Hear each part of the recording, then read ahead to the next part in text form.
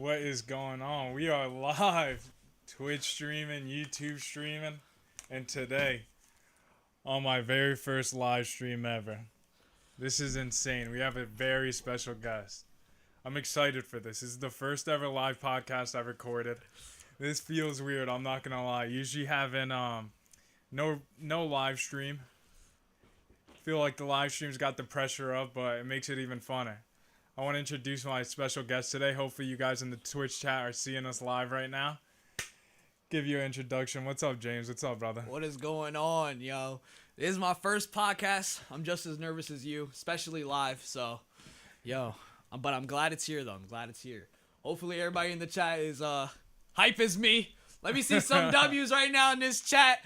Shout out to all my supporters. Shout out to everybody that's been following this journey. And yeah. Well, brother, thank you for joining me. This is going to be a really cool experience, my first live stream. I don't really get to show this corner off a lot. Nobody really gets to see it, honestly, but this is where the magic happens. This is where I have my most fun.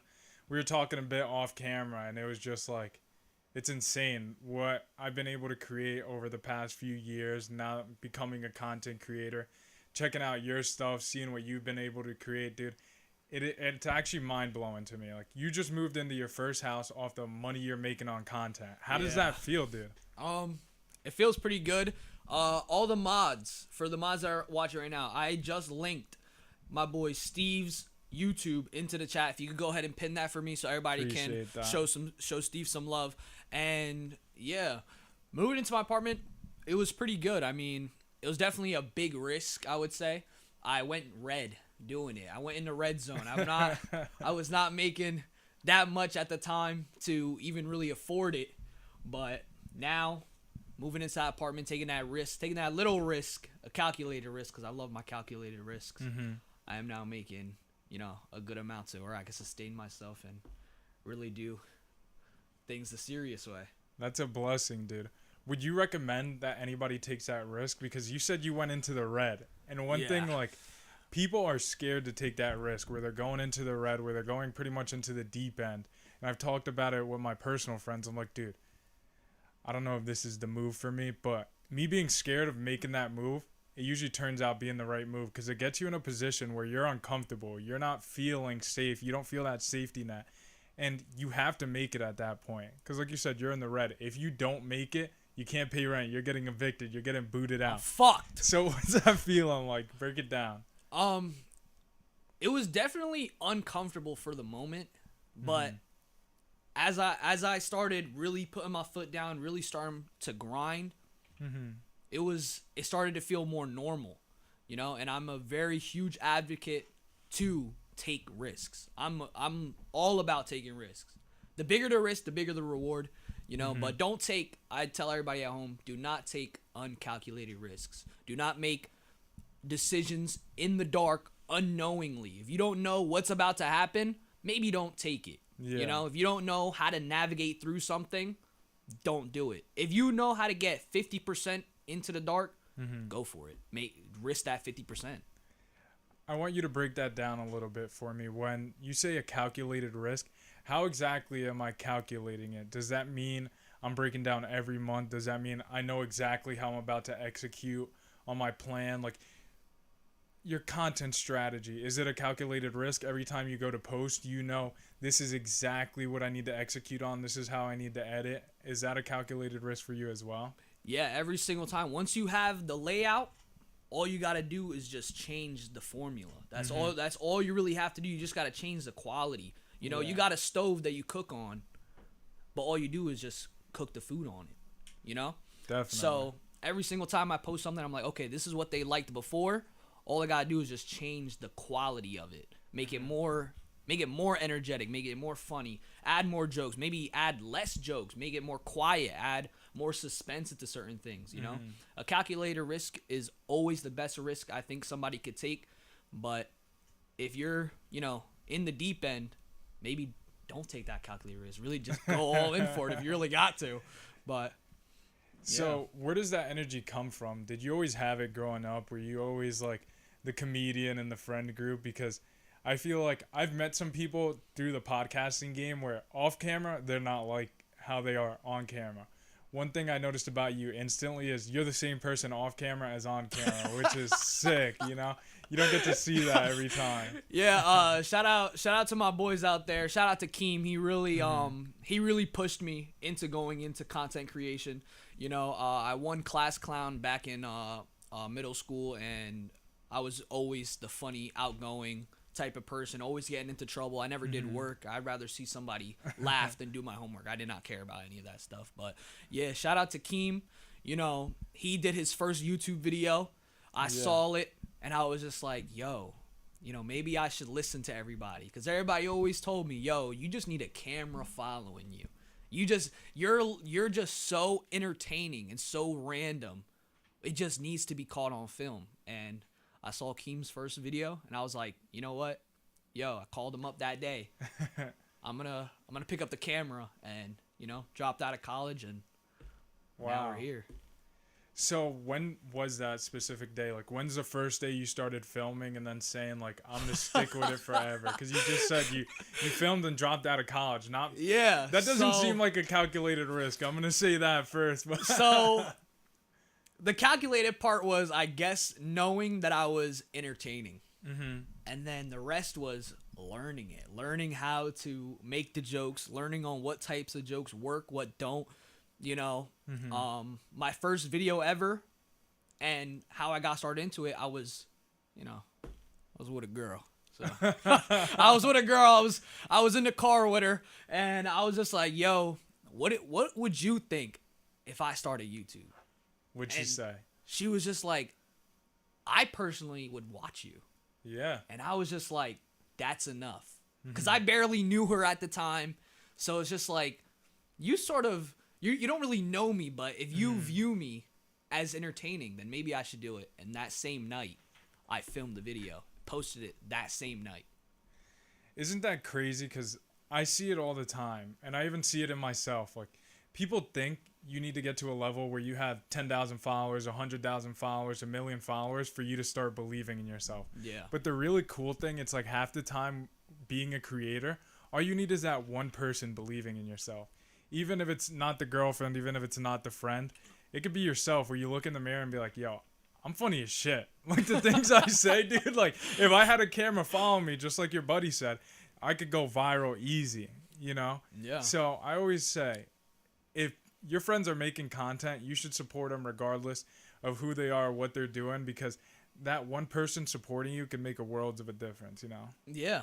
And I totally agree. You don't need that many followers to make a difference. I think if you start looking at things towards numbers, you start losing the joy of everything you do. Because you're like, I'm going down on views. I lost 10 followers today. And then you get demotivated, and, you know, you start losing out on the joy that brings you into everything, you know? Because I have to ask you, because it's something that I definitely see in everybody. And even in myself, when I first started YouTube and I got my first 40 views, 50 views, I was super excited. But now I'm kind of numb to that number in a sense. Like, if I don't get that number and I only get 10 views, 20 views, I feel terrible. And it's just something I had to learn with time. Do you feel like you had to learn the same thing? Like, it doesn't matter how high the views are, how low the views are. Like, you're doing it because of the love of the game. You're doing it for the process, you know, because you love creating content. You love laughing and looking at your own videos and being with your boys. Is that something you had to, like, experience for yourself? Yeah. I still sort of struggle with it. I'm not even gonna lie. I still, you know, sometimes the numbers get to me a little bit. I'm like, damn, this video didn't do that good. This video only did 300,000. That's not enough. But when you're in somebody else's shoes, they're like, dang, like, I wish I had 300,000 people watching me right now. You know? So I'm still learning it. Like, yo, I'm really doing this for fun. I'm not doing this for the numbers, you know? And often, very, very often, I would say, if I film a video and I don't like how it turned out, I won't even post it. Really? I just can't. Like, if I don't find it funny and I know the people that watch me are not going to find it funny, I don't even want them to see it, you know? Interesting. So I don't care if it took me 3 hours to film. I'm like, nah, this wasn't good. This wasn't my best work. I can't let these people down. And I just delete it. Whole thing. Really? How does it feel to work on a video for 3-4 hours and then sometimes not see the results you want to see? Like, I know it's got to be gut wrenching in a sense. How do you get over that feeling of like, this one didn't hit, but it's all right. I'm going to keep working, keep trying to get better, and then the next one's going to hit.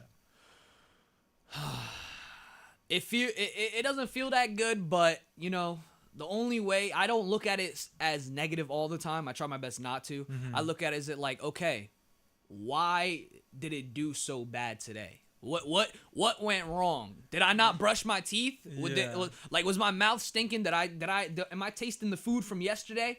Is it like, what's going on? Why did this whole thing end up like this today? And the next day I'll fix it and then redo the same video with a better mindset, because energy is, I think, everything. So you gotta change the lens on how you see life. You know, you can't look at everything as like, oh, today was bad, tomorrow might be even worse. You gotta look at it as like, okay, today went bad. All right, I'm gonna fix it in an hour, or I'm gonna fix it tomorrow. You know? Yeah, definitely. I was just checking on my end real quick. Sorry about that. My live stream wasn't up on YouTube. See, this is the thing when it's your first time. I had it as unlisted, and I just got a text from my buddy. He's like, "Dude, I don't see it." I'm like, "Oh shit." I'll tell you guys. What do you guys think about? What do you guys think at home if you're watching this podcast right now and you're seeing this interview? What do y'all think about live streaming, interviewing people? What do y'all think about it?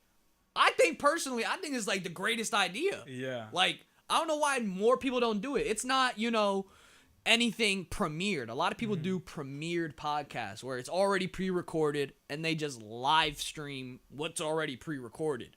Where here, it's, if there's a fuck up, there's a fuck up. You know? It's cool. I like it. Good. Love it. See? I'm telling you. Yeah, I think it's got to be the way to go. I know the sauce a little bit. I kind of know what I'm talking about. There's a method to the madness. You just got to trust it. That's all you got to do. Definitely. I'm telling you. It's just crazy because one thing the chat might see me doing, I'm the one over here jumping around on the camera, so you see I'm jumping back and forth. My boy giving you guys a look. But I'm about to eat him. But it's definitely cool. I love the live stream aspect. We were talking about it earlier.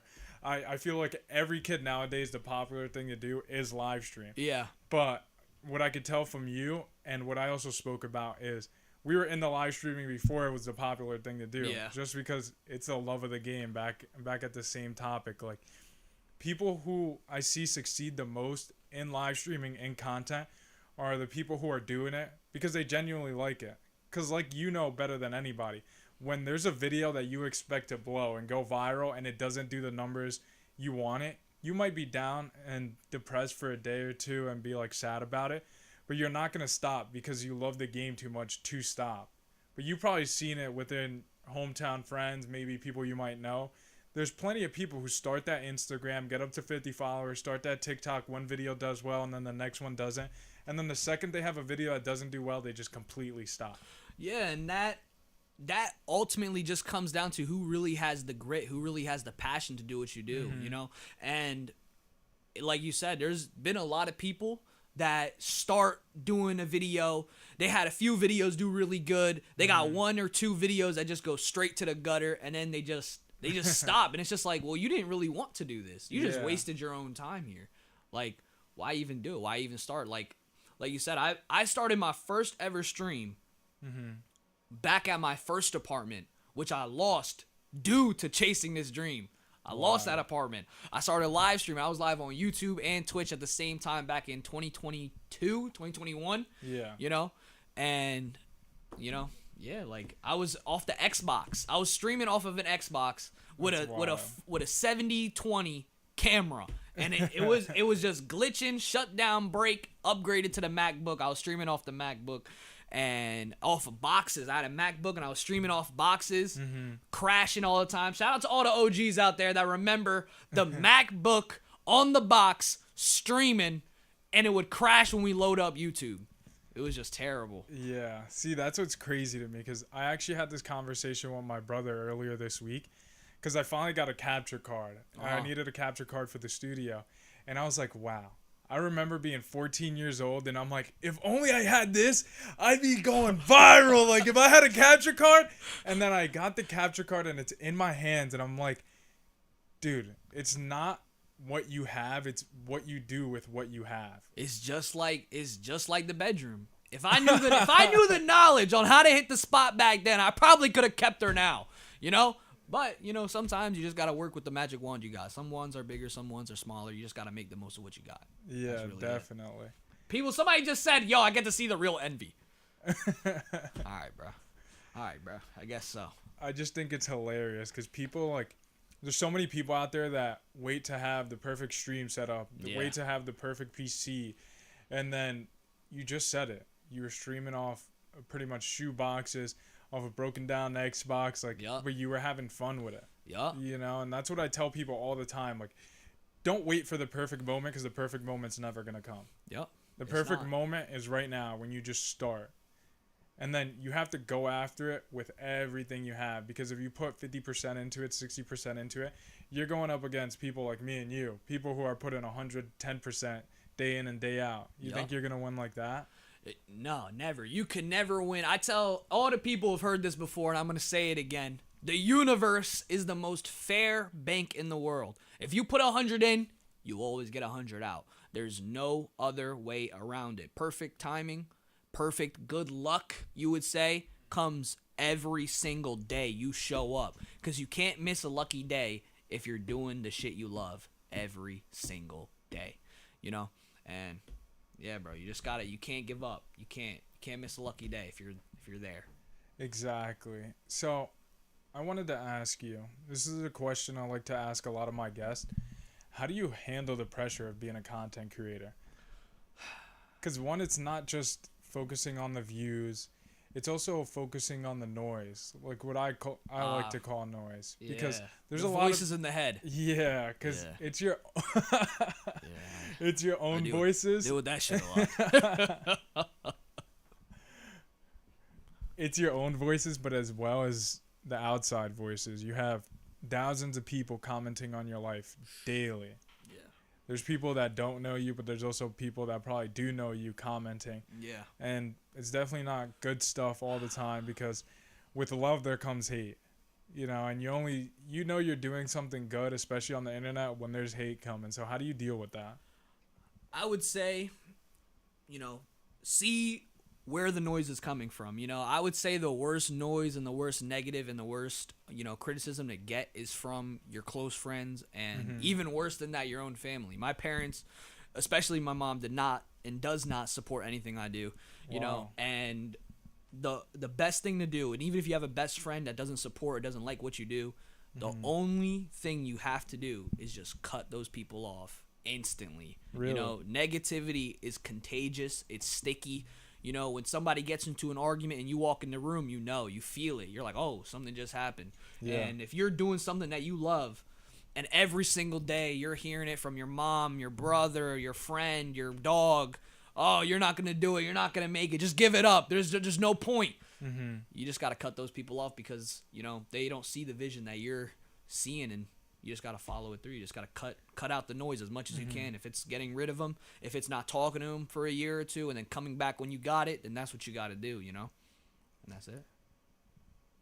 That's good to think about, because I never really heard it in that way, which is an interesting point, because I feel like the only reason I'm taking a second to react to it is because I've done it in my own life without realizing it. Like starting my content journey, starting the path I've been on in the past year, it's not that I cut anybody off, but in the sense I did. They just don't hear from me, and it's not really my fault or their fault per se. It just, our visions didn't align, and I couldn't hear that outside noise anymore, because the type of person I am, I let that stuff get to me, you know what I mean? At that point, I was just a softer person mentally. I had to go through some roadblocks where I'm like, all right, if this guy says whatever about me, like, I just pretty much need to put the work in. So I know when I look at my work, I know the outcome of it, in the sense of what you could say about me means nothing to me, because I know the work I've put in is way more than you would ever even know about, if that makes any sense. Yeah, that is very true. That is very true. You know, you just gotta cut them off. You just gotta like not talk to them. If you gotta separate, you gotta separate. You got visions that nobody else can see, and there's a reason for that. You know, they're not supposed to go where you're going. Yeah, and that's one thing I see with entrepreneurs and content creators, because in the end of the day, content creators are entrepreneurs. You're literally creating a path for yourself that has never been there, especially for the people around you. For the most part, most people don't have somebody in their family who's a successful content creator, who's a successful entrepreneur. Yeah. So when you're dreaming of pretty much touching the moon, grabbing a few stars on the way back, of course people are going to look at you like you're crazy. Like, you technically have to be crazy. It's something I say time and time again. You have to be crazy. You have to be delusional. Like, you're literally believing and manifesting in a life that you have yet to live, you know? Yeah. But you need to be certain of it, because we just spoke about it. There's going to be days where those views aren't coming in. Those comments aren't coming in. The likes, the follows, the people aren't going to be showing as much love. And those days are the days you need to stay most certain on the path and where you're headed to, and make sure you're sticking with success. You got to make sure your mind is right, bro. Always. You always got to make sure you're good. And this is to touch back on the point before. You have to be selfish to be selfless. I've said this before. I'm going to say it again. I'm going to stick by it for right now. You have to be selfish to be selfless. You got to focus on you to feed other people. If you're too busy saving everybody while you got nothing, you can't save nobody. You're not going to be able to do any more, you know? You're going to wake up one day and you're going to be like, "Oh, damn, I'm 50. I was taking care of all these people and I got nothing now." You know? So you got to be selfish to be selfless. Do the things you have to do now so you could come back in a year and be like, "Yo, I got everything now. I had to take this step back, though, and make sure I was good." You know? Yeah, which is, I like that you said that, because it's something that a lot of people like to ignore. And a lot of people, when they start on their mission or their path on content creation, or their path on success, they think they need to carry everybody around them with them. And I was one of those people as well.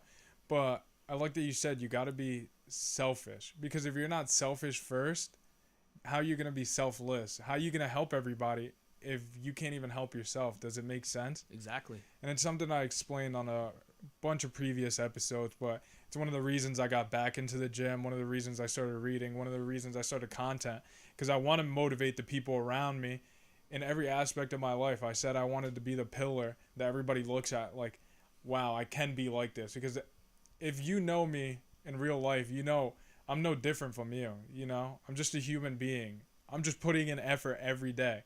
And you could see the progression daily. Unlike online, where you might see me once a week, once every 2 weeks.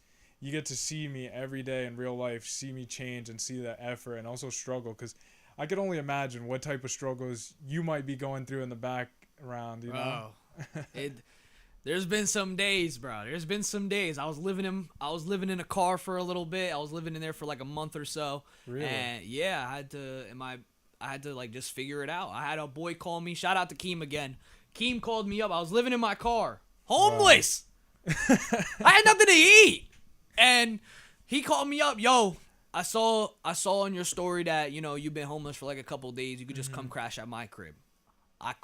We're on the phone, and I looked at him on FaceTime. I was like, "Bro, I can't. I need to struggle." He's like, "What do you mean?" He's like, "You're like, are you crazy?" I was like, "Bro, I need to figure this shit out. I can't just, I'm gonna go sleep here and not figure nothing out. I need to be down in the gutter. I need to be in the mud. I need to be burning and figure how to get out." You know? And, you know, one day I figured it out, and in order for me to come back home, I had to give away my first dog. I had to give him up. Really? Yeah, my parents are like, "Yo, you want to come back home? You got to get rid of that dog." And I was just like, "Fuck, bro." And I was like, I see the vision. I see it happening. And now I'm about to get 2. So it's all working out now. It's all doing what we got to do. So, That's sick. You just got to really be in there, you know. Got to really do it. You got to really go through it. How was that feeling giving away your dog? Because for me, you saw I got 3 dogs. Like, those are my babies for real. I don't got kids, but those are my kids. Like, those are my boys. Yeah, it was best friend. It wasn't that painful, but it was a little bit of like a punch in the gut. You know, it was a little bit. I tell this famous story all the time. I had my first dog, my first ever dog I had. He was sold on my birthday.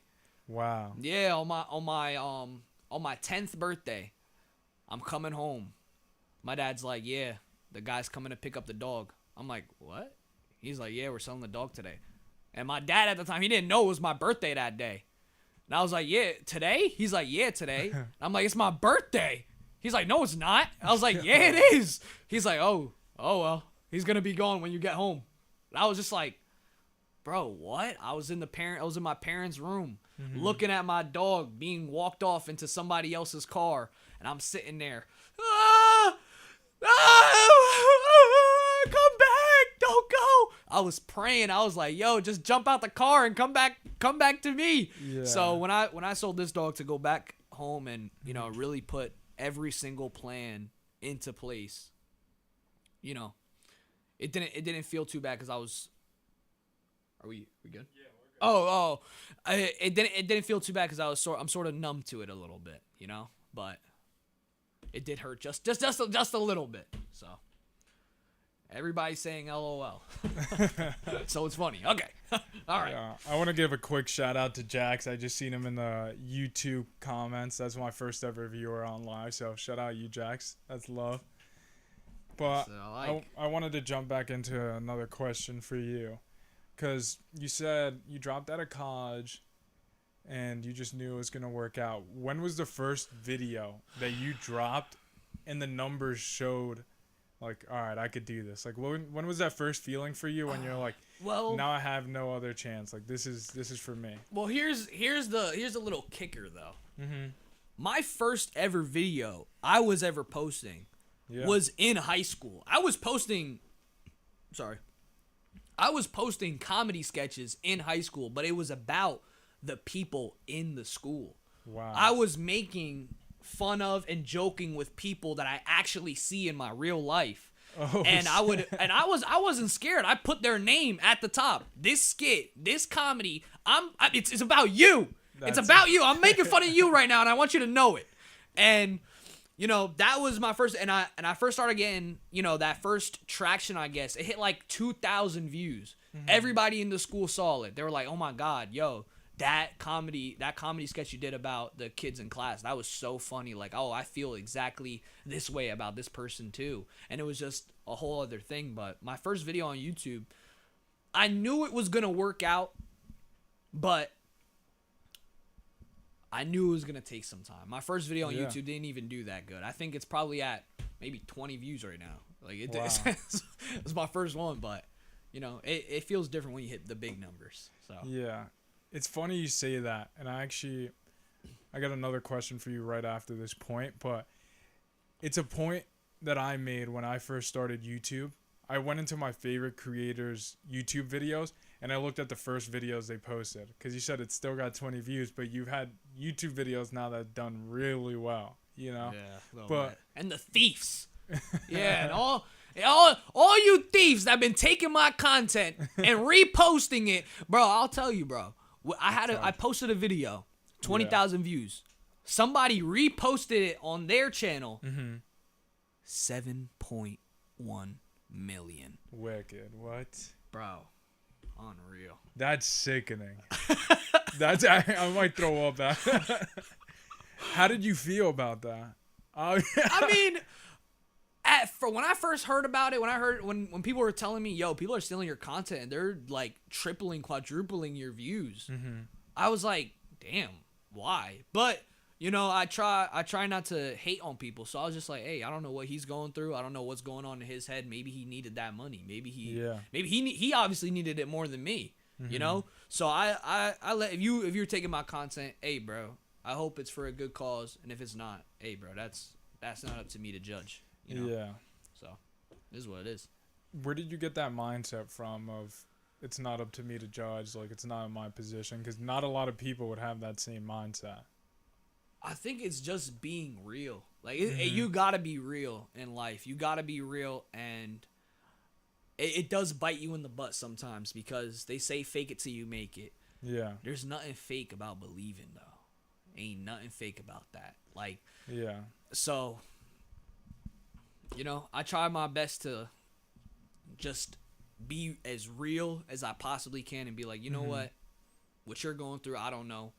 So you do what you got to do. I'm not, because in the end, there's this quote, we would all do the same as somebody else if we was living the life they lived.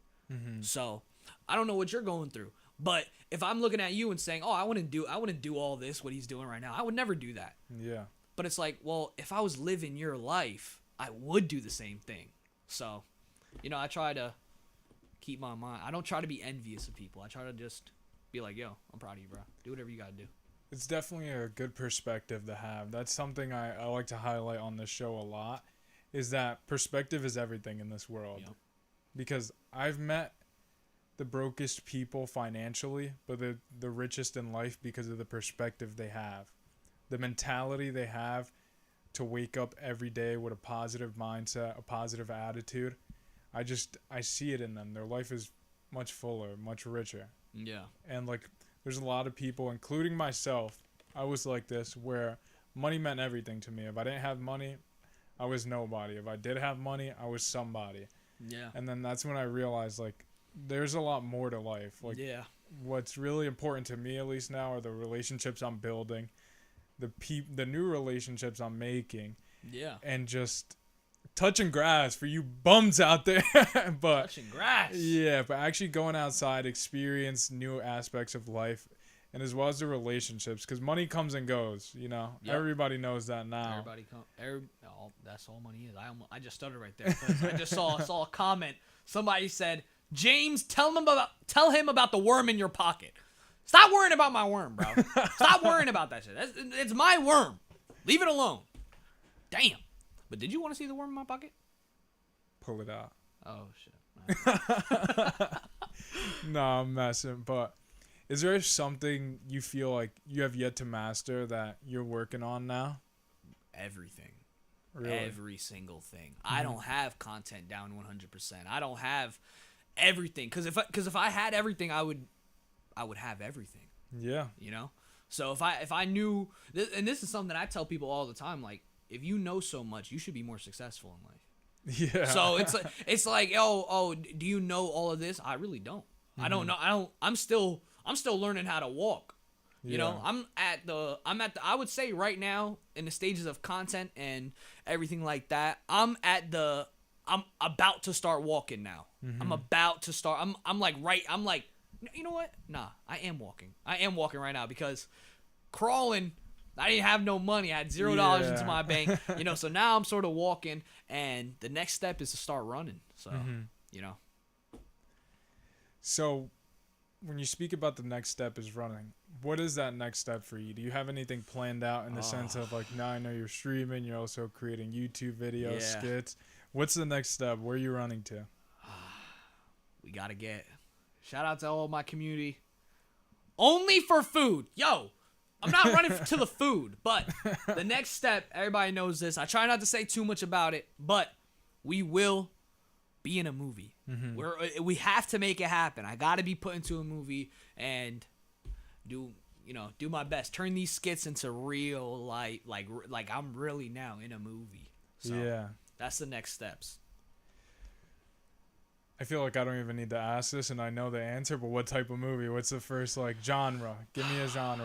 Where are we playing? I think I'm more of the comedy action type, But the people that watch me, they're like, nah, I need to see you in a drama horror movie. Yeah. I'm just like, why? Like, that don't even match me, but they're like, that's the point. So interesting. I hope to go into maybe, like, not hope, be put in a Marvel movie. Be put into a Netflix series where I can really showcase the true talent that I have and show everybody that you all you need is a community. So. Yeah, I want to give a quick shout out to Chosen Slime in the comments too. He's always showing love on my videos. He said, "Crazy alive, loving this. Feel you, my guy. That's the biggest thing for content creators nowadays." Do you feel like live content is the biggest thing for content creators nowadays? It is. But it's all about the production of it. A lot of people are, a lot of people are going live, but they're talking, hey guys. Nah. Huh? Bro, stop. Yeah. What's up? That's the live content that people don't want to see. People want to see stuff like this. Yo, this is a live podcast where they're not talking about hoes. This is a live podcast where they're actually, talking about real life. Yeah. Like, this is, like, we're going to see, and we are seeing the progressions of the next superstars. That's what people want to see, And I think I just moved my seat down, but hey, bro. You're good. No, it's cool. You were the one that actually gave me the idea to do a live podcast. And I'm honestly a fan of it. Like, I like it because let's say push comes to shove and we started getting quiet. Like, the chat is still bursting out questions. Maybe my chat not because I got 2 people in it. But it's still sick anybody's even asking questions. But those people, I've been learning this now. And it's one of the most important things to do. It don't matter if you got 0, 1, or 1 million. Treat that one person watching like 1 million people are watching. Yeah. Give your best. Show out your best things and show them as real as it can get. Because if you're treating that one viewer, this is what people do often. They'll see 100 people in their chat. Yeah. And they'll be like, damn, like that's not nothing compared. And they compare, and comparison is a thief of all joy. They're gonna sit there. Oh God, 100. This next person has 500,000 people watching him live. And they get, but it's like, bro, you got 100. Yeah. Be proud of you got the 100. Be happy. Like, shout out to all the people watching right now. We got 11 people. I usually average close to 30. I got 11. I'm still gonna be me at the end of the day, and that's what everybody has to do. If you're gonna get into live streaming, and if you're gonna get into content, treat the one person like it's like 1 million people. Always. Yeah. It's definitely. Shout out to the 2 people watching on YouTube. Shout out to them. Shout out to you guys. It's honestly like a surreal feeling because I've never, like I said earlier, I've never live streamed my podcast before. So one thing that I've learned in this past year of content creation is just be grateful for the eyes that are on you. Yep. Because, all right, I'm talking perfectly fine with you. Our conversation's flowing. But God forbid there was 5 other people on the sideline watching. I'd be shook, So 5 guys. 5 guys with their... okay. Oh. I almost... I stopped myself. Forgot we're on a podcast. But... My fault, guys. But yeah, like, one thing I try to tell everybody, and also I talk about to a lot of my guests, is the importance of realizing when 100 people are watching you, don't take that for granted. Like you said, comparison is a thief of joy. Don't compare yourself to other people because, first of all, you don't even know what they've been doing. Like, you're probably comparing yourself to a creator who's already been at this for 5 years and failed for 4.5 and just succeeded in the last 6 months, which is insane. Like, if you stay on your lane and you realize, like, if you were to step on stage right now in front of 100 people, would you be able to perform the same way you're performing right now? I'm not even gonna lie. Like, everything, I can't even. I don't know how I would react. I would hope. Yeah. I think I would act more like this, the way I am right now. Right now, I'm acting very. I don't know. How am I acting right now? This is like what people usually get when I'm talking to somebody. Yeah. This is like what they get off camera. On camera, I might be a little bit more crazy, but in front of 100 people, I would hope I'm like just like this being me. That's all I can be. So I don't know. Yeah, so I try to put that into perspective for people. It's like when you only get 100 views, when you only get 50 views, like imagine yourself standing in front of 50 people, 100 people. When I got 100 followers on YouTube earlier in the year, I posted a picture of me happy as hell in this studio and then another picture of 100 people in a room. And I was like, these are the amount of people following me. Like when you put it into that perspective, I was like, holy shit. Yeah. And I try to remind myself of that all the time because even now that I'm at 700 subscribers, I'm like, damn, I want to get to the 1,000 point. I'm not at that 1,000. Sometimes I get down on myself. Like, I haven't reached that landmark yet. And I'm like, I'm shit. And I want to stop so many days. But I'm like, I need to keep going. Yeah. And you just got to keep going through the humps because that's the next thing that people don't talk about. It's like, oh, all I want is 1,000. Then you got the 1,000. No, now I want 10. Now you're unhappy even more. So you just gotta go through the motions, be happy, always try and be happy as much as you possibly can. I tell everybody that. Everybody knows what I say at the end. Spread peace, love, and positivity, bro. Just be as happy, show as much love as you can, and, bro, try not to get too greedy. A lot of people deal with greed. Oh, I want this, I want this next. I want this next. Be happy with what you got. You can want other things, but don't turn into, I would say, I don't even know what. Don't turn into a vulture. You know, vultures will eat their own kind to get what they want. So, don't get greedy. Yeah, that's an interesting point you make there, and I like that because I feel like in the content creation space, especially, there's money involved, and that's one hard thing and something I've seen. I actually just seen in a podcast recently. I don't know if you've ever seen the Call Her Daddy podcast. It's part of Barstool. Dave Portnoy took them on when they started. It was these two girls that started, right? Yeah. I'm pretty sure it's... Shout out Barstool, though. They reposted me. Yo, real. Shout out Barstool. I did a video, and they DM'd me. Yo, send us that video. We want to post it on our account. Yeah, shout out Barstool. Y'all are cool. Hopefully, that was over a year ago, but, check in on me, bruh. That's all you gotta do. Yeah, but so pretty much it was these two girls doing a podcast together. They started on Barstool, and they blew up at Barstool.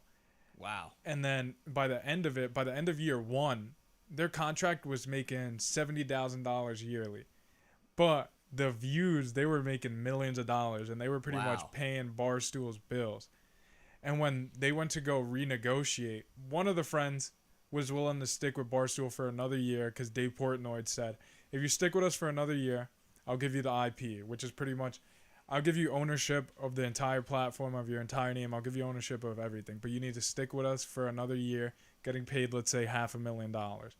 The other girl was like, hell no, I'm not doing that. I'm going to go renegotiate somewhere else. I'm going to get out of this deal.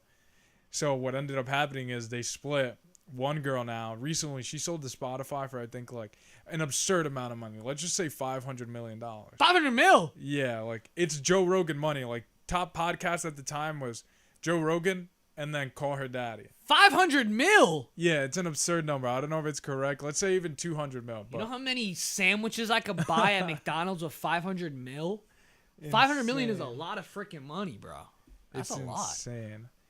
For doing what we're doing right now with podcasting, which is, in my opinion, one of the coolest things to do in the world, just because, like, dude, I get to sit down, talk to people exactly like you. I get to talk to creatives. I get to talk to people who are just doing stuff in the world, regardless of what it is, and, like, get to chop it up with them, get inside of their mind, and then see what they're about, which, in my opinion, is, like, the coolest job ever. Yeah. Like, I love it more than anything, man. I would say my mind is a crazy place. Mine's crazy, bro.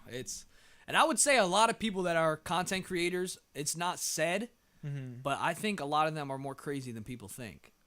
Like, Definitely. just, sorry. But 110%, to be in a content creator's mind is definitely crazy. And, yeah, that's really it. It's just a crazy world to be in.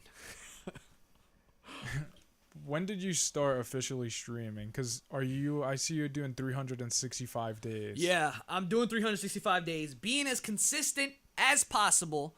Shout out to all the people that have been encouraging me to do it. You know, I started 365 days. Shout out Black Boy Max. He was the one that said, yo, get to doing this, and you're going to build consistency. You're going to build loyalty. Loyalty is the best thing for you as an up-and-coming streamer to do. So I'm on what day am I on? Am I day 12? I think I'm on day 12. Today's day 12, I'm pretty sure. So, and it's been going pretty good. I'm averaging higher than I ever did doing this for 3 years inconsistently. So yeah.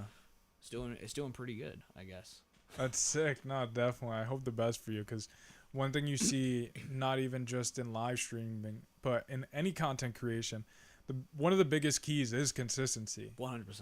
You have to be showing up for your chat. You have to be showing up for your viewers every day. Especially maybe 4 years ago, you didn't need to be as consistent. But nowadays, when I feel like everyone's saying it's so saturated, there's so much competition, there definitely is a lot of competition, but in my opinion, it'll never be saturated. There will always be people out there willing to watch your content if you're constantly posting, constantly engaging, and constantly trying to get better with every post. There's always going to be a niche or somebody willing to watch you. You just got to outwork the next person. You just got to outwork. The game is oversaturated. until somebody comes up from it being oversaturated, Yeah. and then you see everything they did, and it's like, wow, he was posting 25 times a day for the for 3 months. I was only posting 3 clips a day Yeah. for 2 weeks. How is he out competing me if the game is oversaturated? But also, one other thing, is there a way that we can do a split screen on here where when you're talking, it can go into a split screen where both of us are showing? It can, but I would have had to set it up prior, and since it's a first live stream, we messed up. Yeah, that would be really Yeah. cool if they could see you like asking your questions and seeing I'm a very like facial like person. Yeah. So I feel like that would be really cool if you were able to like ask your questions and then go into the split screen and then, you know. What I could do That'd be is really for cool. the edited podcast, because right now it's a live stream, and then tomorrow we're gonna come out with the edited version. Yeah. I'm gonna sit down. I could split screen it in the edited version.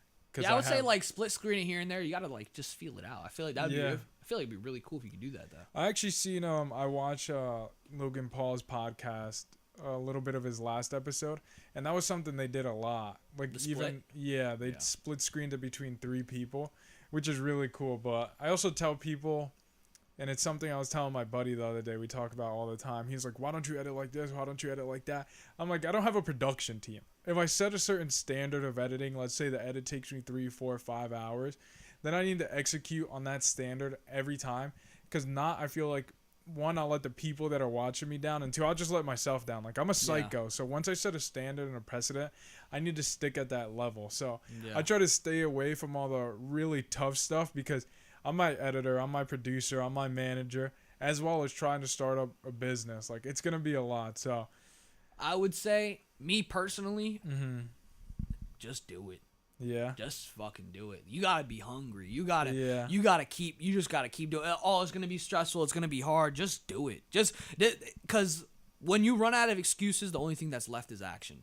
You know. So you one day in like maybe a year from now, maybe not tomorrow, maybe not in a week, but in a year, maybe 3 months, you're gonna look back and be like, nah, I could have went harder. I could have went harder. And that's one thing that you don't want to deal with, because that is, I would say, more demotivating than being around people that telling you that you suck every day. Because if you're just there, oh damn, bro, I could have went harder. I could have done this better. I could have done this. Then you're gonna just live with that every day, and then you're just gonna keep hitting yourself in the nuts the next time you do production. So Yeah, I'll say that's go for true. it. I might take that into account. I don't know, because I'm just... One thing we were talking about off camera before it started was just... Right now, specifically, like, I'm doing so much, and I don't want to overwhelm myself, because one thing I didn't get to tell you is, like, when I get overwhelmed, I get, like, paralyzed. I get to the point where I'm like, I have so much to do, and I just don't start on anything. Yeah. You know? Because it's like... People talk about the burning out and like just feeling burnt out from doing content, but it's not burnt out from doing content. It's like my content is my life, in the sense of like I produce for 8, 9 other shows. I do their content, and then on top of it, I do my content. Yeah. So my whole life is content, 24/7 right now. Like when people say they have a 9 to 5 and they complain about that, I'm like, try having a 9 to 9. I work 24 hours every single day. I get phone calls every single day. I record, I edit, I chop everything up every single day. Yeah. And it's been nonstop for me. So like, You just gotta, like I said, you just gotta do it. You Yeah. just have to do it. Yeah. There's just no other way, cause you're young. You know, you're still young. You gotta be stressed out now. Shout out, and everybody that's watching. You're young. Be stressed. Feel like everything is about to end. Put your soul on fire while you're young, because once you get old, once you turn 50, once you turn 60, 70, 80, and you got that fire in you, you can't even tie your own shoes. All you can eat is applesauce at 70. yeah. You know, you got to be stressed out now. Do it now. Yeah. You know?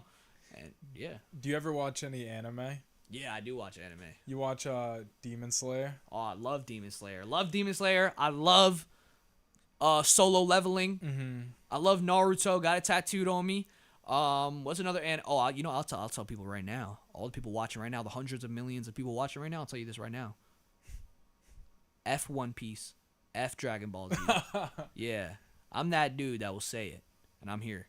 Yeah, and F Pokemon too. That's just a shitty anime as well. Oh, Yeah. dude, you're gonna have the people in the comments going crazy. It don't matter. I'll do a But ninja flying kick. Hit them in the head. I just brought up Demon Slayer because pretty much the last monologue we were talking about, it reminded me of when Rengoku said, like, set your heart ablaze. Like, Oh, dude, that was hard. Dude, talk to me about that. Was hard. That was hard. I cried during that. I cried. He was didn't? like, set your heart ablaze. Oh, yes. Set your soul on fire. And if you don't got it, then you're not in the right space every single morning. If you doing what you're truly love and you're not living for other people, because a lot of people do that. A lot of people are living for other people and they're wondering, I don't have a fire in me. Yeah, bro, you're trying to keep you're trying to keep somebody else's fire alive. You got to keep yours alive, Yeah. So you just got to really do it. You got to set it on fire, bro. Yeah, that I fuck have Star to Wars. say. Yes, fuck Star Wars. I hate Star Wars as well. Sorry. And Indiana Jones, terrible movies. And Jurassic Parks, all of them terrible movies as well. That's great. I'm serious. I'm not even joking. I'm so serious. Yeah, I've never watched a Star Wars movie in my life. Yeah, neither have I. It's crazy. Never. Shout out, what is his name? Yoda. Shout out Yoda, though. He's yeah. cool. I wanted to ask, what was it? Sorry about that. Also, chat. We're hitting that point. Everybody in the chat right now, start asking questions that you personally want to know about me. Start throwing them in there. Start throwing them in there. People on YouTube, people on Twitch, start throwing them. Start ask some questions. If the mods see it, mods pin it so I can see it. And if you're on YouTube, you're on Steve's end, so that'll be up to him. I got no control of that. Yeah, it would be interesting to hear what the chat has to say and any questions. That's why this live stream concept is really cool, because we could be on here and it's like, my job as a producer is to produce questions that I would believe the audience would want to hear, whether it's your audience or my audience. But when you have a live audience, that job is gone. They produce the questions in the sense of this is exactly what they want to know right now, which is cool. Envy, are you going to get 100K this month? Yes, I will hit 100K. I will hit 100,000 followers. I will hit 100,000 YouTube subscribers this month. I will do it. I don't care if I gotta sleep 1 hour a day. I'm hitting it. I got to. So that's it. What do you think? Is there something about the content game that you feel like nobody talks about, in the sense of shit. Film? Yeah. There's a few things. Shout out to all the skits creators that are not getting the love that they deserve. I would say the most underrated things ever is skits. That it's so underrated. And shout out to all the people that are really grinding out there. Shout out Froki. Shout out Joe Ruth. Shout out Tony Stavacci. Those are I would say the pinnacles. The people that you have to, if you're trying to get into skits, look into those people. They're the ones that are really doing it. And who's another person that's really good at skits? Those three that I just named, I would say they're the best ones out of this generation that are currently going on.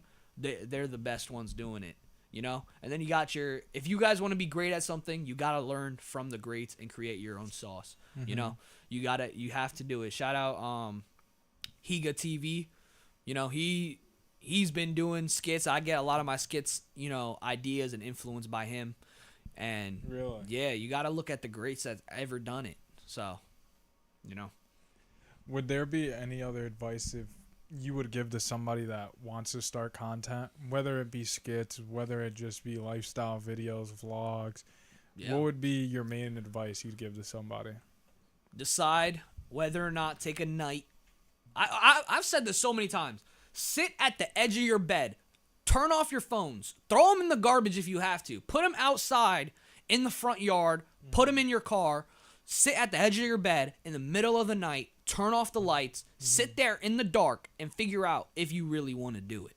And that goes for anything. Whether it's content, whether it's being a police officer, whether it's being a judge, lawyer, doctor, teacher, anything you want to do. Sit at the edge of your bed. Turn off the screens. And sit there and decide if you really, really want to do it.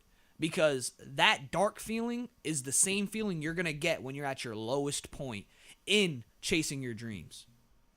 So that's what I would say. Just sit there and really think about if you really want to do it.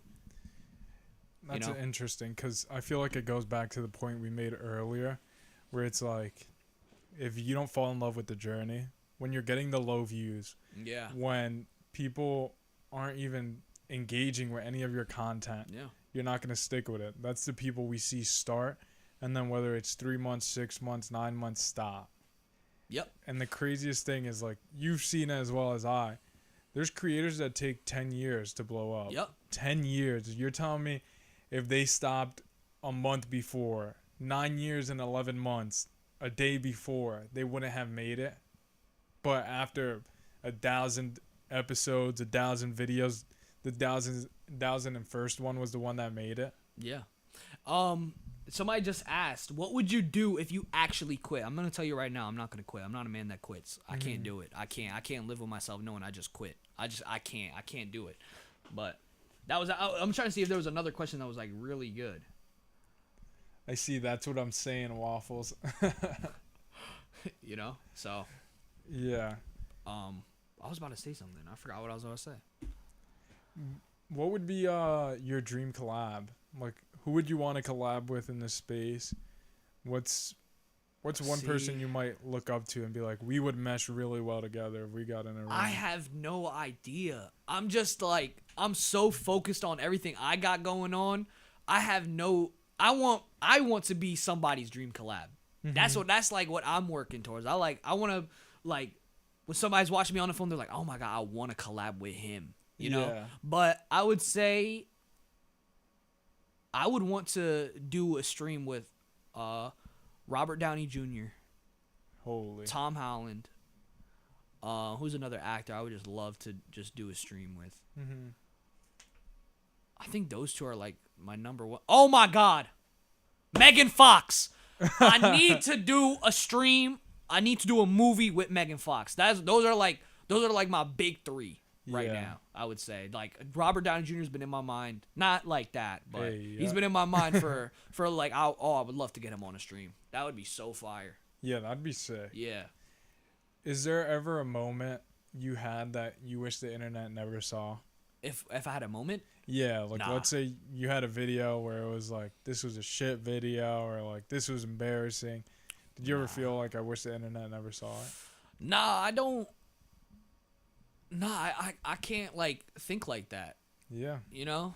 It's like, it's just like whatever, you know? Because that's like, if I ever regret, like, oh, I wish I never saw that, then that means I regretted it myself. Yeah. And I can't live in regret. Regret is a very dangerous feeling. You don't want to live with regret. You don't want to. It's very bad. Definitely not. So any videos I got out there, if I thought it was bad, it's just like, it is what it is. That's my bad side, bro. You know? But it's also like the psychology of it all. Like, some people don't want to see it, and you'll lose a lot of people. Yeah. But it's just like, it's like you gotta try your best to hide it. But I try to be as real and as authentic as I possibly can. So I can't really say there's anything like I wish I never put. It is what it is. It's what it is, bro. I can't do nothing about it. You know? No, that's sick. Cause when I posted my first YouTube video, I mean, I spoken about this in prior episodes, but I didn't want to post it. Yeah. And I still say this all the time, and I'll say it again and again because I just think it's so important for people to hear. Like, I didn't want to post it because I thought it was such shit production, one, terrible quality. I was scared to talk on the mic. I was just scared to even go live, do anything. So I was like, no, I gotta wait till it's perfect. And I'm just like, dude. And I thought I would regret posting it. But after you already posted, this is going to be my 19th podcast. People are barely going to see the first one. Like, unless you go searching for the first one, nobody's going to see what I think shit. So something I was regretting, like, is something that I love now because it's a product I made. And it signifies my journey and how far I've come. Even though it hasn't been long, it hasn't even been a year yet. I feel like I've literally traversed Mount Everest and came back down. Like, that's how cool. Because especially in content, when you're doing it every day on the daily, dude, there's so much growth on it. Not just in content, but everything you do in life. There's growth when you're working at it daily. I've been doing this content shit for a minute. It's been a while. You know, I dropped out of college my first semester. You know, I didn't even want to go to college. Yeah. I don't like college. Me personally, I just don't. You know, so my first semester in college, I started posting my first videos, and I was just like, I love this way more. Like, I just love doing this. And then I failed completely. It's all documented. Me living in my car, it's documented. You can go on YouTube and find it. I was living in my car, showering at gas stations, like just trying my best to get by. There's YouTube videos. I have it. My finals exams, I drew on them. All I did was draw stick figures. Oh, what happened in this bank? I drew a stick figure, somebody robbing it. Got the whole thing. I didn't care. I was going into content anyway. So, you know, it's been a hot minute, though. It really has. College isn't for helmet people? All right. All right. There we go. Yeah. If the mic turned off right now, what would you want people to actually know about you? Is there anything that you might have not said on the internet yet? Maybe something that you might have not said to your chat yet? Is there something that you would want to tell them? I genuinely love you guys. That's it. I genuinely love you. Like, without y'all watching me, that's like, y'all are the fuel, bro. Y'all are the coals to my flame. So I just really love them, and there's nothing really that I'd want them to know about me. I would just hope that they learn more about themselves through me. Yeah. You know, that's what I would really want. Like, I just want you guys to be able to look inward and really make yourselves the best version of yourselves. You know, don't ever, you know, hate yourself. Don't ever beat yourself up. Just be like, yo, I need to change, and you know, I need to do it in a positive way, not a negative way. So that's all I'd really want to say. Like, I love you, and bro, hopefully you're learning about you through me. You know, just guidance. That's really it. Yeah, it's beautiful. I can't lie. What do you want your story? No homo? Full homo. Full homo. What do you mean no homo? No, full homo. What do you want your story to stand for at the end of the day? Like, Don't when quit. everything's said and done. Don't quit. Don't quit. Don't give in. Just go for it. Give it 110%. No matter what anybody says. It doesn't matter if you're chasing your dream and going broke. Just go for it. Yeah. Go for it. Because at the end of the day, when it's all said and done and you're on your deathbed, are you going to wish you spent more time chasing your dreams or not? You know, just go all in. Me chasing my dreams for 5 years, I'm not making any money. So what? Money ain't real, because you can't take it with you. When you're dead, you can't take your money. So it's like, bro, just be happy and just be fulfilled and do everything that you want to do now. You know. So, is there anybody you could look for or look to for motivation when motivation isn't all the way there? No, me, the Really? man in the mirror. The man in the mirror. Too many times like I said, when I went homeless and I was living in my car, I looked at myself, you know? Yeah. I just really looked at myself and was just like, yo, I got to keep doing it, you know? And my motivation just comes from me, you know? Yeah. Nobody can move me other than me, you know? It's like I'm a burro. You know what I mean? I'm like a burro. I'm not going to move. I move me. You know, you can't say nothing to me that's gonna make me move. I'm gonna move myself. Yeah. So I can't. There's not one person that I look to and I'm like, yeah, you're motivating me. There's none. It's just me. That's it. So what would you say? What's your biggest why? Like, why are you doing all this? Why do you grind so hard? And why do you keep going even when the world's telling you to stop? I love the world too much. That's the problem. I love the world. I love it. I love everybody here. I love them. I love you all. You know. And there's too many people I love that I just can't. You know. Yeah. Even though my family doesn't support the things that I do, you know, I love them too much, you know, and I'm doing all this for them. I'm doing all this for the people that, you know, that I really care about. I care about everybody. So that's really it. There you go. Yeah. I know we spoke about this a little bit earlier, but do you ever feel like you have to put on a performance for people like when the camera turns on? Like you're just Never. I never feel like my life is what it is, you know? I'm like this off camera, like you said it. You like I'm just like this. Yeah. You know, so I think it's a blessing, you know? Thank God that I have a persona that's just naturally just like this. So I'm glad that I don't really have to do too much, you know. I might, you know, be more excited, you know, but when the camera's on, but other than that, how I feel and stuff like that, and just sometimes I'm off camera, I'm sometimes really that excited, you know, like, so I'm blessed. I really am blessed for having this personality. I don't got to put on too much. Yeah. So Is there anything people might assume about you that you know it's not true? Whether they say like, right, this guy's putting on an act, like we just said, like this guy's putting on an act. There's no way he's like this off camera. Maybe assumptions that just aren't true. anything you might have seen in your comments? Do people comment weird things to you? Yeah. Somebody, like they say, pull out your worm. Stop asking about my worm, bro. Like, damn. You know? But, no, I mean, everybody views me in a certain, like, I'm not going to sit there and try and change somebody's mind. You're either going to, like, you're going to assume what you want to assume at the end of the day.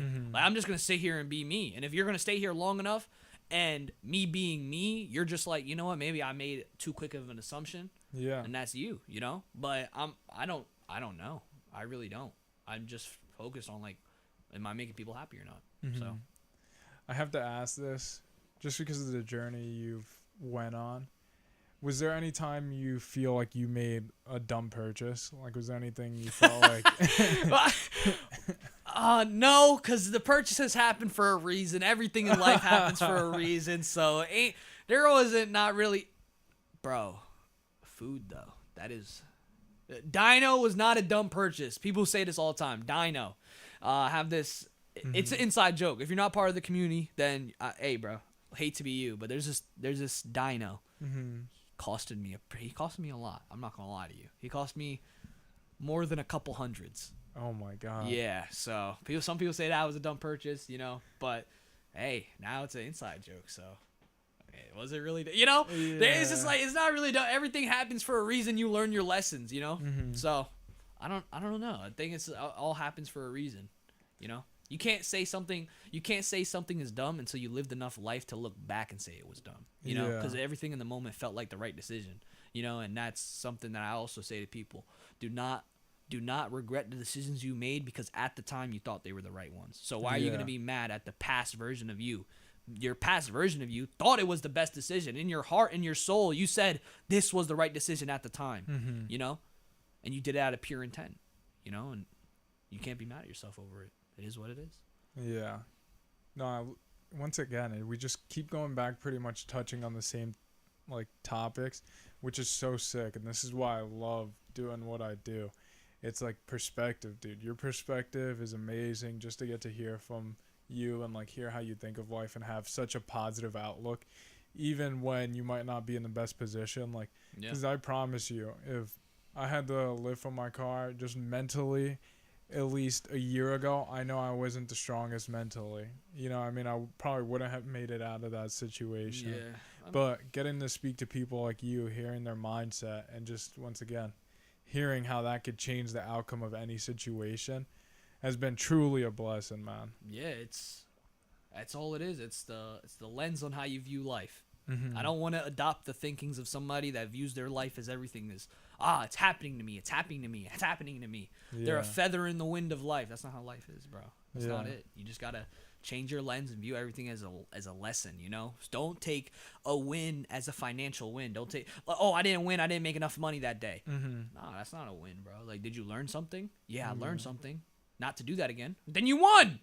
You won today. Congratulations. Don't think of it as, I'm not here financially, I'm not winning. Nah, bro. It's all about your mind. That's all it is. If you got $1 million mind, you'll have $1 million pocket. If you got a $1 mind, you'll have $1 in your pocket. Yeah, and that's definitely something I've had to learn for myself. But I wanted to ask you, because going from living in your car, this is a two-part question. How did your family feel when you first got your new house you were moving into, your new apartment, your new place you get to stay at, and it's yours and you could afford it, even though now you could afford it? How did your family feel? And then two, how did you feel personally? One, I don't know how my family feels. I left without them knowing, so I don't know. Wow. Yeah, I can't. Like I said, everything I say is very true. I do believe in everything I say. I left the noise. That's it. They were telling me that I can't do it. They were telling me that other people are going to be more successful than me, and I was like, all right, bet, cool, that's fine. You believe whatever you want to believe. So my family they all went to work that day. I calculated it. I was like, okay, they're going to work on this day. Everybody's going to be out of the house. They're just going to come back. I'm not going to be there. That's just it. So I don't know. I blocked them all. I don't talk to any of them. So wow, it is what it is. I if they're happy, cool. If they're sad, cool. I don't care. I just gotta do what I gotta do. Yeah. But it feels good being able to, afford a spot. be able to shower with some girls. I can now. I could be like, yeah, we could be as loud as we want now. You know, before it was like, my mom's in the room. You gotta stop. You know. Yeah. Do you ever feel like you'll make those connections and build those relationships back up in the future? Is that something Yeah. you Once ever I got the wanna money, do? yeah, Yeah. 100%. Yeah, I'm not. It's not that I cut my family off, you know, for no reason. It's just like, bro, I can't hear that right now. I just Yeah. can't. I love you, you know, but I gotta love you from a distance, you know. Yeah. Like I said, negativity, it's toxic. It's very toxic. I can't be around it. It's very detrimental, super detrimental, Yeah. and some people, I see it a lot. Some people are truly brainwashed by other people's emotions. You know, no, I can't leave my house. I can't leave my mom like this. Mm-hmm. Hey, bro, let's see how far you get. Hey, Yeah. because if you're just gonna base all your actions based off of somebody else's emotions, you're not gonna get very far. You just can't. Yeah. So, I'll rekindle all of them once I made it. You know, Mhm. and the time that I took away is going to make up for everything, you know? So if I'm gone for a year, 2 years, you know, I'll be able to come back. Yo, mom, sorry that I had to leave, but, you know, here's your house. Now we can spend as much time as we want together, you know? So That's another great way to look at it as well. And just something you said that I think was really cool. It's just like people don't understand that negativity because they're not living through it, how suffocating it can feel. or some people are living through it, but they're Yeah. truly, truly brainwashed. Like, Yeah. some people are really just like, you can see, and when you really think about it, somebody says they want the best for you, but yet they won't let you do the best for you. You know? And when you really start to see it, it's very different, you know? Yeah. You start like, oh, no, I'm not emotionally controlled. I'm not living my life through other people. And then it's like, okay, so why don't you do what you want to do? Oh, I got to make sure I'm there for them. Why? Why are you there for them? You got to be there for you, bro. Because when you're down in the gutter, who's going to be there for you? You. That's all you got. You know? Yeah. So some people are truly just brainwashed by other people's emotions, and it's sad to see, but hey, there's lions and gazelles in life, so. Somebody in the chat asked, what would you be doing if you never started content creation? I can't say the dark things that I would definitely. I don't know. I don't think I'd be. I don't know. I can't say I wouldn't be around because I don't think, you know, doing those things to your life. Every life is precious, but I can't see myself doing anything else right now. I really can't. I'm proud. I'm thankful, and I'm just happy that I got the people that I have around me. So there's nothing. There's no other option. It's only this. This is all I got. So. Yeah, I want to take a second, say shout out Cash App, my third viewer in the live stream, and Drop us some bread. Drop us some money, Cash App. Let's see if you're the real deal. But another one was, I just wanted to say off of that point is, I feel like I've seen the most success come out of people when they don't have a plan B.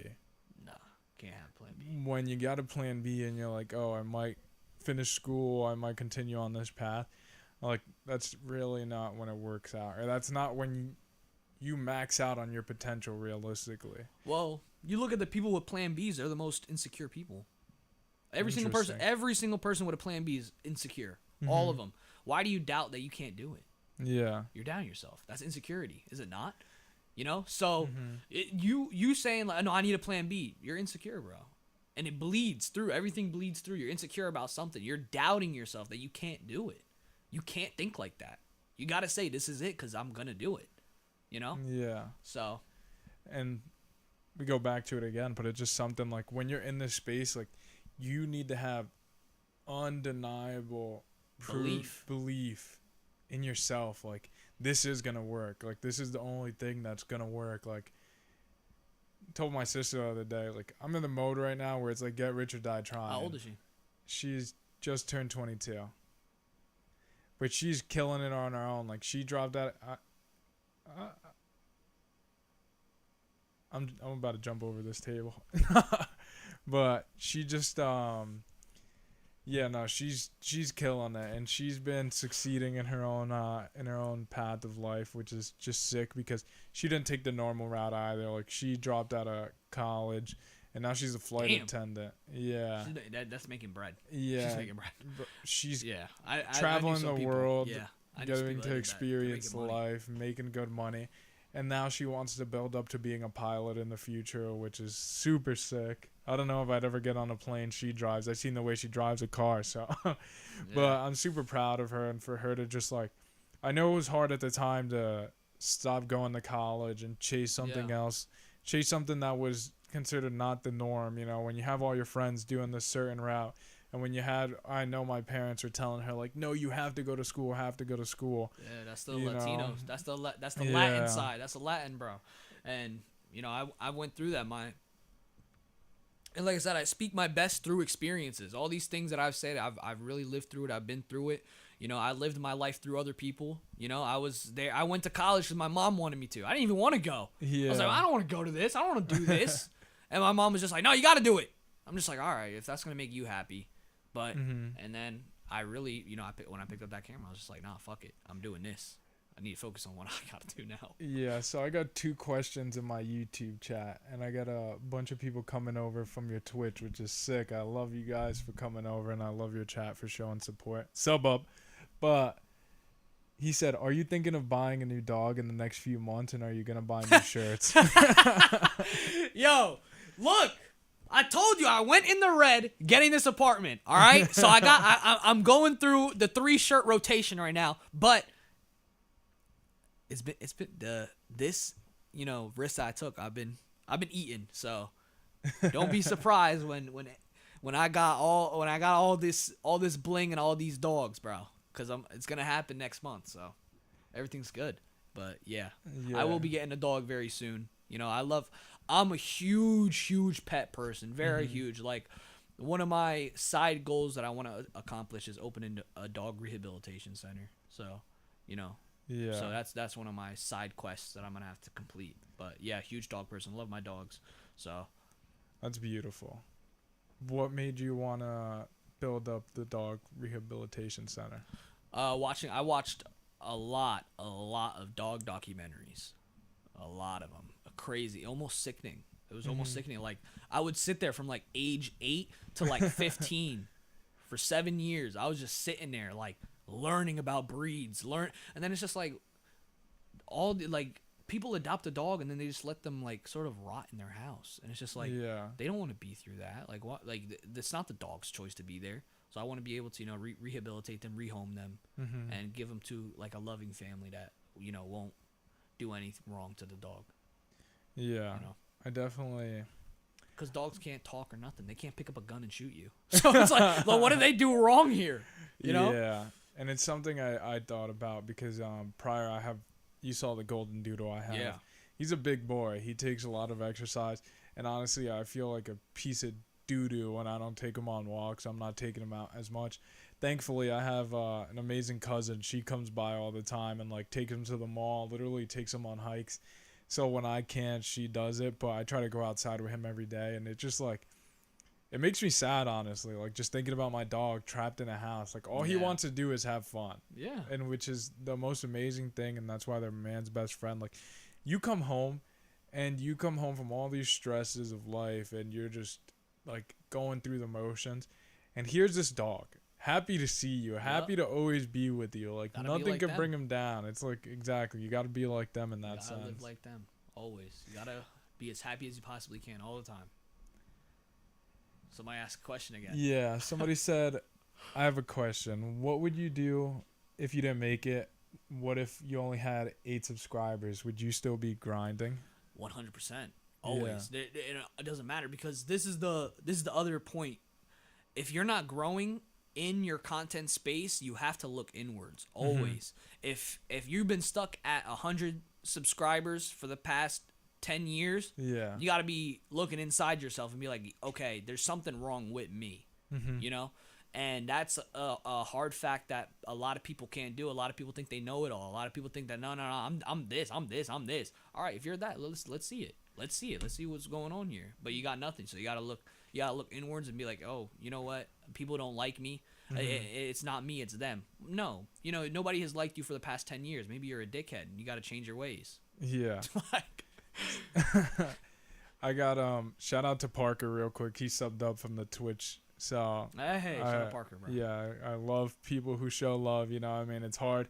That's all we do. What is it, chat? Yeah. Spread peace, love, and positivity, bro. And I got another question in here Let's for see you, it. which is hilarious, but they asked if he's ever going to pull out his worm in the future streams. My worm will be pulled out in a future stream. But shout out to everybody that understands that inside joke, because that sounds crazy. Right Yeah, it Pulling does. out my worm, but shout out to those.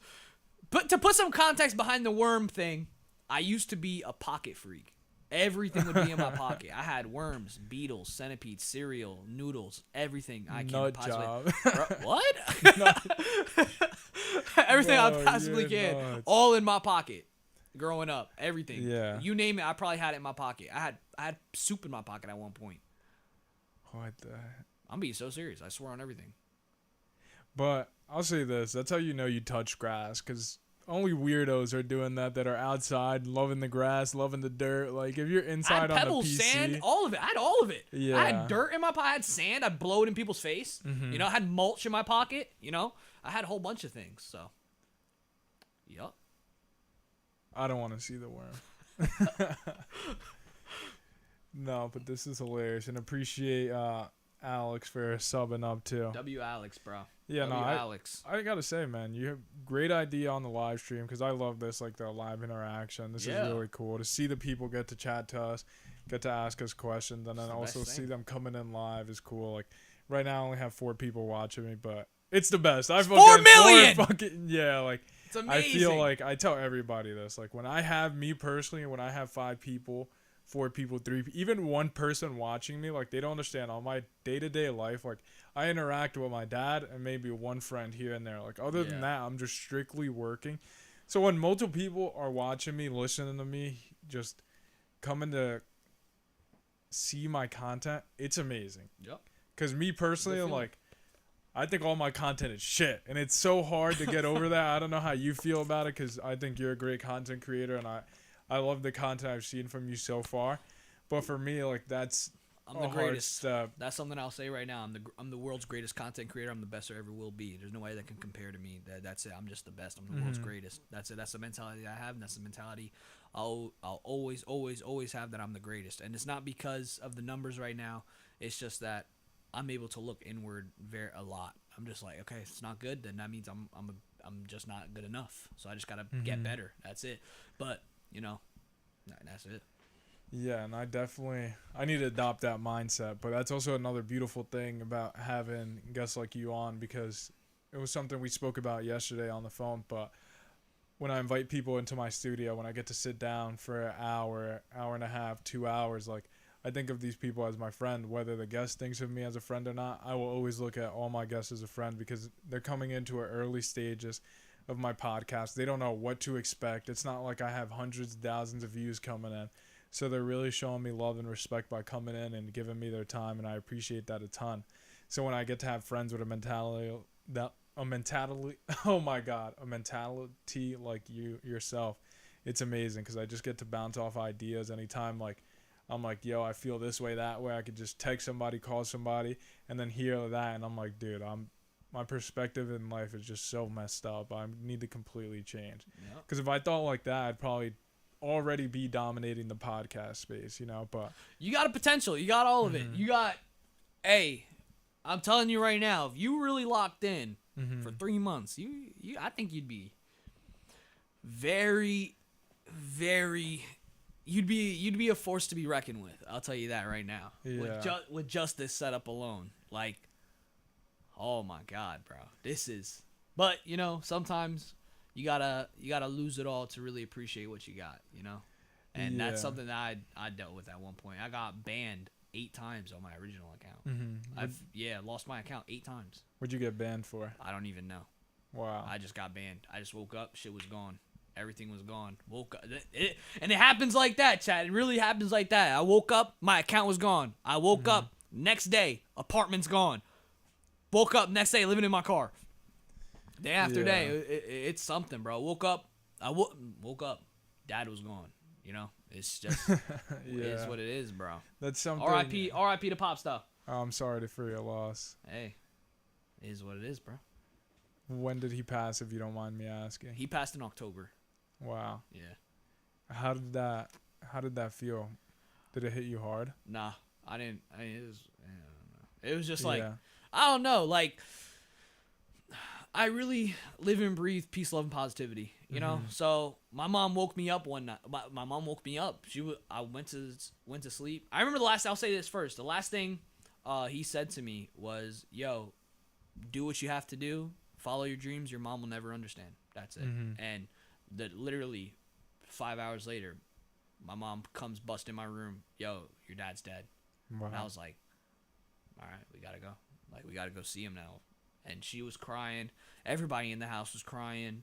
And everybody was like, "Yo, what's wrong with you?" I'm like, "Hey, he's happy. Like, he's good now. You know, he's not suffering no more. So, we gotta go see him now. That's it." And, you know, I go through it. You know, I shedded a couple tears here and there, but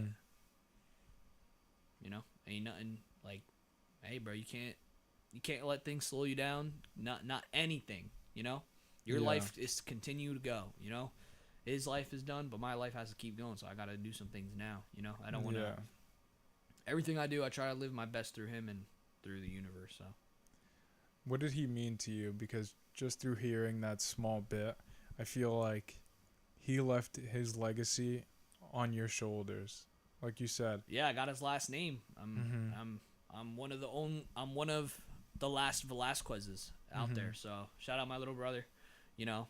He's also the last one. That's it. We're the only Velasquez left. He had all daughters, so me and my little brother are the only ones with the last name. So that's what he left me with. He left me with his last name. My dad passed away with $0 in his bank account.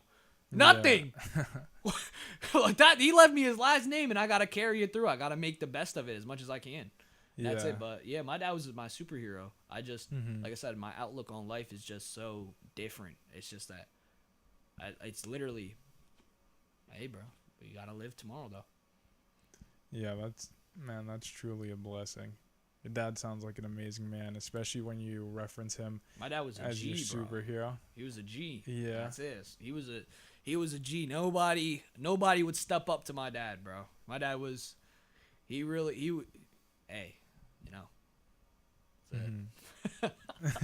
So yeah, I try my best to be as tough as I possibly can, because that's what he showed us to do, and you know, trying to follow my dreams. That's it. Yeah, and it's sad, but it's a part of life. Like we all know one day it's gonna end. For everybody, even us. You know, I could go home right now, and on my way home get into a car accident, and I'm dead today. You know, and it can happen to anybody. You could go to sleep now, wake up tomorrow. You got to make the most of today, because tomorrow's not guaranteed. If you look at somebody and they say, I got tomorrow, you can just tell that person is living a very comfortable, spoiled life. Because how do you have that outlook? How can you say, like, I have tomorrow? You're not guaranteed that. You have a comfortable life. You think you have tomorrow. Yeah. You're a human, bro. You could wake, bro, you go to sleep dead. That's it. That's just how it is. So you got to really take advantage of what's happening now. Everything is happening in the moment. Everything. So that's powerful, man. So I got a few questions. We're going to do a 180 because, you know, when chat asks questions, it's a little crazier. But Alex said, I got another question. Are you going to slap your fans with your worm if you do a meet and greet? No, next question. Okay, same. It says, I violated the child policy. I don't get it. Oh, they're talking about getting banned. He's he's a little. He said, "Hey, I don't want it to end, but around how many more hours will the podcast go?" We're about to close up right now. I was about to tell Steve this was a wonderful podcast. Everything is lit. I love my fans. I love everybody out there. You know, thank you guys for following this journey. I won't let you guys down. You're watching a creator in the making. I just have one song request if you could do it. Yeah, talk to me. Champagne poetry. Champagne poetry. Yeah, and let then me throw it on. Well, Steve, you gotta say your goodbyes to everybody first. And then pan it back over. So of course, I just want to say goodbye to everybody. I appreciate James for coming on. It's been amazing sitting down and being able to talk to him. I appreciate you guys in the chat, in his chat, and as well as my chat for coming on. This has been a once-in-a-lifetime experience, honestly, because this makes me more motivated to live stream other podcasts. And even if it's not podcasts, just get in the studio and live stream, because it's cool to give somebody a chance to see what I've built. Like something I told you, I got a chance to build this with my dad. My dad's my superhero. I love him. And it's just really cool because I really never get a chance to show this off. And I don't know why, but this is my opportunity. And I try to grow, not only for myself, but for my dad, you know what I mean? Because I'm a representation of him. Like, he helped me build this. He built a lot of this by himself before I was here to help. And I just want to put him on the map and put everything he's done on the map as well, you know? So thank you guys for coming on. This has been a beautiful experience, and thank you for coming by, dude. This has been sick. Yeah, it's, of course, this is my first one. Hopefully, you know, and like I said, guys, you're watching a creator being made, the world's greatest. Don't forget it. And, yeah, bro, it's only up from here. God, it's only up. So you guys are watching. You guys are going to come back to this podcast. Yo, I can't believe James was like this. Look how much he's changed. Look how much he's grown. So if you guys are here for the journey, if you guys are ready to see something happen, go ahead and hit that follow. Don't forget to follow me. Champagne Poetry by Drake. Drake? Yeah. Gotcha. We're not going to get banned for copyright, right? No. Because I'm gonna say my outro. Go like this. Then you can literally end right there. You got it. All right, chat. Y'all know what time it is. I love y'all boys. Spread peace, love, and positivity, bro. And I will catch y'all boys in the next one.